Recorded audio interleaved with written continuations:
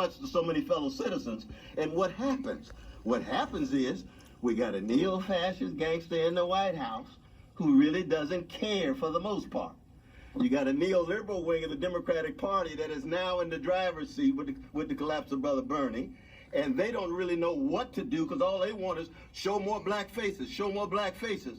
But oftentimes these black faces are losing legitimacy too, because the Black Lives Matter movement emerged under a black president, black attorney general, and black Homeland Security, and they couldn't deliver, you see? So that when you talk about the masses of black people, the precious poor and working class black people, poor and working class brown, red, yellow, whatever color, they're the ones who are left out, and they feel so thoroughly powerless, helpless, hopeless. Then you get rebellion. And we've reached the point now, it's a choice between nonviolent revolution. And by revolution, what I mean is the democratic sharing of power, resources, wealth, and respect. If we don't get that kind of sharing, you're going to get more violent explosions. Now, the sad thing is, at this neo-fascist moment in the White House, you got some neo-fascist brothers and sisters out there who are already armed. They show up there at the U.S. Capitol, and they don't get arrested. They don't get put down. Well, the that's the extraordinary thing. You see what I mean? You have these white weekend warriors showing up as if they're former special forces ops when they're not, busting into the State House, and the president praises those people, and yet everybody else is a thug to the president. He quotes, a white sheriff from the South in, I guess it was 67 or maybe 68.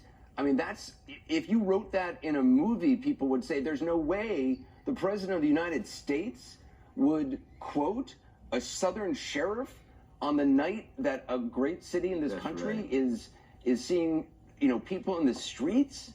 I mean, that's exactly right. But keep in mind, and also, I guess he the is thing being true to himself. He's being true to himself. He's saying what he really feels in his soul. You see what I mean? But see, we have to recognize too, because I know, like Tupac Shakur, I got some thug in me. I know I've got some gangster in me. And as a Christian, I got to fight it every day. What does that mean? That means we have to call people who they are. A neo-fascist thug in the White House calls my brothers and sisters in the street thugs. So that then the question becomes, how do we keep alive moral, spiritual standards, keep alive, stand in contact with the humanity of all of us across the board, but recognizing we're living in a moment of massive economic, capitalist economy, failure when it comes to delivering the needs. The nation state, failure to protect. Critical criminal justice system, failure to be fair, you see. And the only response we have is Samuel Beckett, my brother. Try again, fail better. Try again, fail better. Because white supremacy is going to be around for a long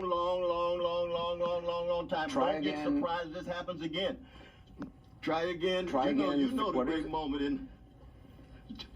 Try again, fail better. That's the blues line of our Irish brother. But the question is, we must fight. Even in a moment in which we have a failed social experiment, we must fight, and we must have an anti-fascist coalition against what's going on in the White House Republican Party. We have to tell the truth about the milquetoast, cowardly activity too often that we see among the neoliberal wing of the Democratic Party, and we must be critical of ourselves in terms of keeping alive the highest moral and spiritual standards of Martin Luther King Jr. and Fannie Lou Hamer and Ella Baker. And you see it at work in the soul of Brother George Floyd's family. Dr. Cornel West, I appreciate your time tonight, and love you though, brother. You stay strong, man. Thank you. I love you too. Thank you. Let's go back to Brian Todd in Washington.